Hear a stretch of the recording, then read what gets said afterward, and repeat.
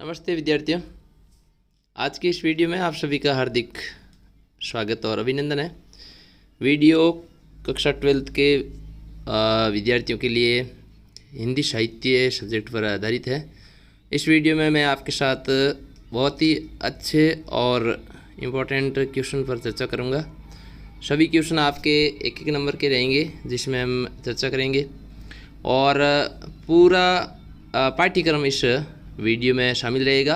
एक भाग आज का है और अगले भाग में पूरा शामिल हो जाएगा। तो एक नंबर के जो क्वेश्चन है वो आपके लिए बहुत ही कारगर सिद्ध होंगे, इसलिए अवश्य इन सभी प्रश्नों को आप अच्छी तरह से याद कर लें और रिवीजन हो जाएगा आपका अच्छी तरह से। वीडियो अंत तक ज़रूर देखें, चैनल को लाइक और सब्सक्राइब कर लें, शेयर ज़रूर करें उन विद्यार्थी तक जिनके हिंदी साहित्य का पेपर अभी बचा हुआ है। आपका प्यार सपोर्ट मिलता रहता है, काफ़ी अच्छा लगता है। वीडियो शुरू करते हैं उससे पहले आप चैनल को सब्सक्राइब कर लीजिए यदि मुझे फर्स्ट टाइम सुन रहे हैं। नीचे दिए हुए बेल आइकन को दबा करके, रेड कलर का बेल आइकन दिया हुआ है उसको दबा लें आप, जिससे कि आगे के वीडियो आपका नोटिफिकेशन तुरंत आपको मिल जाएगा। तो इसमें देखो पहला प्रश्न है विद्यार्थियों आज का इस वीडियो का कि देवसेना का गीत प्रसाद के किस नाटक से लिया गया है। तो ये जो क्वेश्चन है वो बहुत ही महत्वपूर्ण क्वेश्चन है और इसको आप अवश्य याद करें। तो चंद्रगुप्त नाटक से है, धुरसामनी या स्कंदगुप्त या अजातशत्रु। तो इसका जो उत्तर है वो है आपके स्कंदगुप्त नाटक से। कार्नेलिया का गीत किस नाटक प्रसाद के किस नाटक से लिया गया है। तो ये जो क्वेश्चन है वो है आपके इसमें राइट है, दे राइट है, चंद्रगुप्त नाटक से लिया गया है। ये दो जो गीत हैं वो अपने जयशंकर प्रसाद जी के अध्याय में दिए हुए हैं। अगला क्वेश्चन है प्रसाद का जन्म कब हुआ था। तो इनका जन्म है वो आप जल्दी से सोचें 1889 में हुआ था।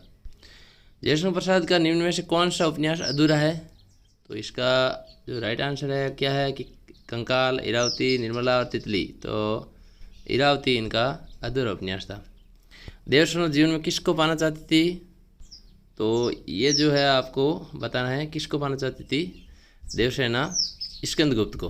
कार्नेलिया किसकी बेटी थी, सेल्यूकस की। ये भी आपको अच्छा क्वेश्चन है, याद रखना है। कवि जयशंकर प्रसाद का जन्म स्थल कौन सा है।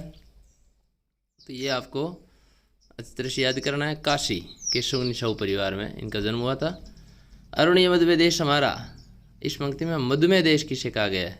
तो ये बहुत ही आसान उत्तर है इसका विद्यार्थियों, भारत को कहा गया है। देवसेना का गीत कविता में विहाग शब्द का क्या अर्थ है। तो इसका जो राइट आंसर है अर्धरात्रि में गाया जाने वाला एक गीत जिसे है वो विहाग कहा जाता है। तो ये इसका राइट आंसर है। इस प्रकार इसके महत्वपूर्ण ये विषय दे एक नंबर के प्रश्न है, आप अवश्य याद करें क्योंकि आपके 17-18 क्वेश्चन ऐसे आएंगे जो एक अंक के होंगे। अगला दूसरा अध्याय है आपके सूर्यकांत त्रिपाठी निराला और इनकी जो कविता है अपने पाठ्य पुस्तक में है सरोज स्मृति। तो उस पर आधारित और निराला पर आधारित कुछ प्रश्नों को हम पढ़ते हैं। सूर्यकांत त्रिपाठी निराला के बचपन का नाम क्या था। तो इनका बचपन का नाम जो है वो क्या था, सूर्यपाल, सूर्यदेव, सूर्यकांत या सूर्य कुमार। तो इनका बचपन का नाम विद्यार्थियों सूर्य कुमार था। सरोज स्मृति कविता केंद्रित है पुत्री पत्नी माँ पर, कोई नहीं, कौन से पर है। तो दिवंगत पुत्री पर आधारित है। मुक्त छंद के प्रवर्तक कवि माने जाते हैं। तो सूर्यकांत त्रिपाठी निराला माने जाते हैं। ये इसका निराला रचनावली कितने खंडों में प्रकाशित है विद्यार्थियों। तो इसका राइट आंसर है 8 खंडों में प्रकाशित है। निराला का जन्म कब हुआ था ये आपको बताना है। तो पाठ्य पुस्तक के अकॉर्डिंग आपके इसमें राइट आंसर है 1899। निराला की पुत्री का नाम क्या था। तो इसका राइट आंसर है सरोज। जूही की कली कविता कब प्रकाशित हुई। तो इसका जो है वो राइट आंसर है आपके 1916 में प्रकाशित हुई थी। अगले कुछ क्वेश्चन है विद्यार्थियों महत्वपूर्ण, उसमें आपके देखो पहला क्वेश्चन है निम्न में से किस साहित्यिक पत्रिका का संबंध आगे से नहीं है। सैनिक, विशाल भारत प्रतीक है, हंस पत्रिका इनकी नहीं है। तो हंस इसका राइट आंसर है। हिंदी साहित्य में सप्तक परंपरा की शुरुआत किसने की थी? तार सप्तक जो है ना वो, तो ये अभी क्वेश्चन इसका राइट आंसर अगे ने की थी। इन्होंने चतुर्थ 4 सप्तक निकाले थे। यह दीप अकेला कविता में दीप किसका प्रतीक है? ये आपको बताना है। तो संसार का है, भक्ति का, हृदय का, रोशनी, तो भक्ति का प्रतीक है। फिर देखो अगला क्वेश्चन है, मैंने देखा एक बूंद में बूंद किसका प्रतीक है? तो जीवन की नश्वरता का है, या एकेश्वरवाद का है, मोहमाया का है, या निर्गुण भक्ति का? तो जीवन की नश्वरता का बूंद प्रतीक है। आगे का जन्म कब हुआ?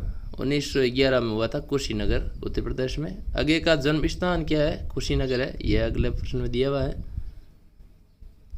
तो इसका राइट आंसर है। आगे की संपूर्ण कविता का संग्रह किस नाम से प्रकाशित है? बहुत अच्छा क्वेश्चन है, सदा निरा भाग 2 में से ये प्रकाशित है। ये दीप अकेला कविता में समिधा का अर्थ क्या है? तो अच्छी तरह से आपको पता होना चाहिए, यज्ञ की लकड़ी या सामग्री, इसका राइट आंसर है। कौन सा काव्य संग्रह आगे का नहीं है? आंगन के पार द्वार है, कितनी बार कितनी बार ये भी है, और चिंता भी है, परिमल इनकी रचना नहीं है, तो ये राइट आंसर है विद्यार्थियों। अध्याय 3 केदारनाथ सिंह बनारस और दिशा कविता आपको पता होनी चाहिए। तो पढ़ते हैं इनके बारे में महत्वपूर्ण क्वेश्चनों का। बनारस कविता की रचयिता है केदारनाथ सिंह है, ये तो पता ही है। और खाली होता है यह शहर, यहाँ शहर शब्द किस नगर के लिए प्रयुक्त हुआ है? तो बनारस के लिए हुआ है, ये आपको ध्यान रखना है। केदारनाथ सिंह का जन्म कब हुआ था? 1934 में हुआ था, ये इसका राइट आंसर है। केदारनाथ सिंह को किस विषय पर PhD की उपाधि मिली थी? आधुनिक हिंदी कविता में बिंब विधान, ये इनका राइट आंसर है, जिस पर इन्होंने PhD की थी। अगला क्वेश्चन है विद्यार्थियों, केदारनाथ सिंह को किस रत्न साहित्य अकादमी पुरस्कार मिला था? तो ये जो है वो महत्वपूर्ण क्वेश्चन है, और इसका राइट आंसर है आपके अकाल में सारस, इस पर। कबीरस्तान पंचायत निबंध संग्रह की रचयिता कौन है? तो बहुत ही आसान क्वेश्चन है, और उत्तर भी बहुत ही सीधा है कि केदारनाथ सिंह ही इसकी रचयिता है। दिशा कविता का विषय क्या है? बाल मनोविज्ञान है, क्योंकि बच्चे पतंग उड़ाते हैं, और कवि के पूछने पर पतंग किस तरफ उड़ रही है, तो वो जिस तरफ पतंग है उस तरफ, तो बाल मनोविज्ञान पर आधारित ये कविता। अगला 5वां अध्याय है अपने पाठ्य पुस्तक का, और वह है रघुवीर सहाय। तो रघुवीर सहाय के कुछ महत्वपूर्ण प्रश्नों पर हम चर्चा करेंगे, आप इन्हें अवश्य पढ़ें, बहुत काम आएंगे आपके अभी आगे आने वाले बोर्ड एग्जाम में। रघुवीर सहाय का जन्म कब हुआ था? तो 1929 में इनका जन्म हुआ था। रघुवीर सहाय का संबंध किस पत्रिका से नहीं है? ये बहुत महत्वपूर्ण क्वेश्चन है, हंस पत्रिका से नहीं है इसका संबंध इनका। किस काव्य संग्रह पर रघुवीर सहाय को साहित्य अकादमी पुरस्कार मिला? बहुत ही अच्छा क्वेश्चन है, तो ये आप अवश्य याद रखें। सीढ़ियों पर धूप, आत्महत्या के विरुद्ध, लोग भूल गए, हंसो हंसो जल्दी हंसो, ये सभी रचना इनकी है, लेकिन साहित्य अकादमी इनको मिला था लोग भूल गए रचना पर। जैसे बहन दाग के ती पंक्ति में, दाग का अर्थ क्या है ये आपको बताना है। तो बड़ा भाई को दाग आ गया। तोड़ो कविता का भाव क्या है, मूल भाव? तो ये जो है वो उद्बोधन पर कविता है एक, जिसमें अंधविश्वास रूढ़ियों को तोड़ने की बात कही गई है। तो ये आप ध्यान रखें रघुवीर सहाय की इन कविता में। अगला अध्याय है तुलसीदास जी भक्ति काल के प्रमुख संत कवि, तो उनके प्रमुख कुछ प्रश्नों पर हम चर्चा करते हैं। तुलसीदास जी का जन्म कब हुआ? 1532 में हुआ, 1623 में निधन हुआ था। हिंदी का सर्वश्रेष्ठ महाकाव्य किससे माना जाता है? तो रामचरितमानस को माना जाता है विद्यार्थियों, जिसको अवधी भाषा में इन्होंने लिखा था। रामचरितमानस की रचना किन छंदों में की गई है? तो दोहा और चौपाई छंदों में की गई, ये भी महत्वपूर्ण है, और अवधी भाषा। तुलसीदास की रचनाओं मुख्यतः कौन सी भाषा प्रयुक्त हुई है? मुख्यतः तो अवधी भाषा ही प्रयुक्त हुई है, बाकी एकाधिकार बराबर था इनका, समान अधिकार था ब्रज और दोनों पर, तो ये आप ध्यान रखें। इसके बाद में देखो भरतराम का प्रेम खंड रामचरितमानस के किस भाग से लिया गया है? बहुत ही अच्छा क्वेश्चन है, तो इसका राइट आंसर है अयोध्याकांड से लिया गया रामचरितमानस के। देखी न जाई विकल महतारी, यानी माताओं की दुख की दशा को बदतर दशा को देखा नहीं जा सकता। इस पंक्ति में महतारी अर्थ क्या है? तो महतारी मतलब माताएं, माता, महतारी का मतलब माता। ए बर बाजी बिलो की, श्रेष्ठ घोड़ों को देखना, में बाजी शब्द का अर्थ है श्रेष्ठ घोड़े, तो बाजी का अर्थ घोड़ा है यहाँ पर, ये आपको ध्यान रखना। बाजी यानी बिलोक यानी देखना, बाजी यानी बर यानी श्रेष्ठ और बाजी यानी घोड़े। अगला अध्याय 7वां आपके विद्यार्थियों है मलिक मोहम्मद जायसी, पद्मावत, नागमती वियोग खंड। तो इनके बारे में देखो चर्चा करते हैं हम।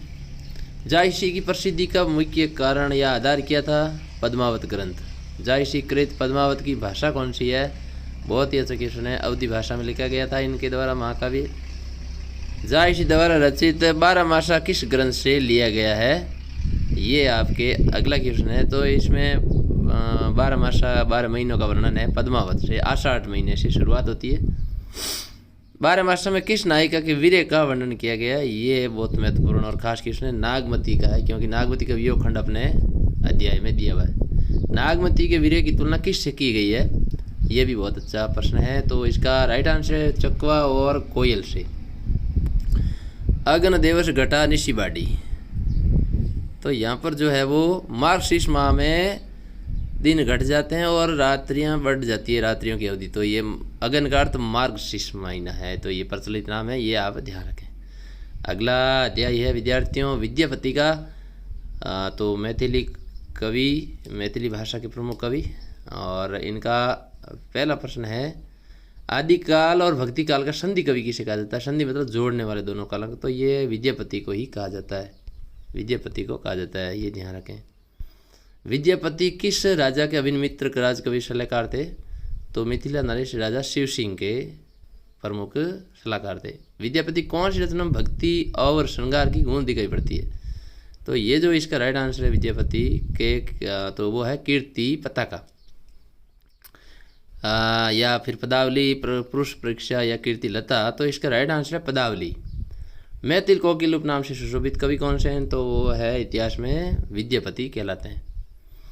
विद्यापति का जन्म कहाँ हुआ? तो बिहार में हुआ था इनका, मधुबनी बिहार में इनका जन्म हुआ था 1380 में। ये आप ध्यान रखें। विद्यापति के पदों में किसकी वीर वेदना व्यक्त हुई है? तो ये आपको ध्यान रखना है किसकी हुई है? नायिका नागमती की, नायिका राधा की, या फिर पद्मावती या नायिका चित्रा की। तो नायिका राधा की यहाँ पर व्यक्त हुई है। कौन सी रचना विद्यापति कृत नहीं है? कृत नहीं, इनकी नहीं है। तो पुरुष वृक्ष विनय पत्रिका नहीं है, क्योंकि ये तो आपको पता ही है, ये है तुलसीदास जी की रचना। तो राइट आंसर इसका यहाँ पर वैसे दे भी रखे हैं। अगला क्वेश्चन है अपने विद्यार्थियों अध्याय है भीष्म साहनी का। तो इसके बारे में कुछ चर्चा करते हैं, खास जो प्रमुख है। तो विद्यार्थियों आज के इस वीडियो में अब इतना ही ठीक रहेगा। आगे के वीडियो में मैं आपके यहीं से कंटिन्यू विस्तार से हम चर्चा करेंगे। पूरा सिलेबस कवर हो जाएगा, आपके एक बार रिवीजन हो जाएगा अच्छी तरह से। आप इस वीडियो को अच्छी तरह से देखें और जो है वो अच्छी तरह से तैयारी करें। मिलते हैं एक और वीडियो के साथ, तब तक के लिए जय हिंद जय भारत। थैंक यू विद्यार्थियों।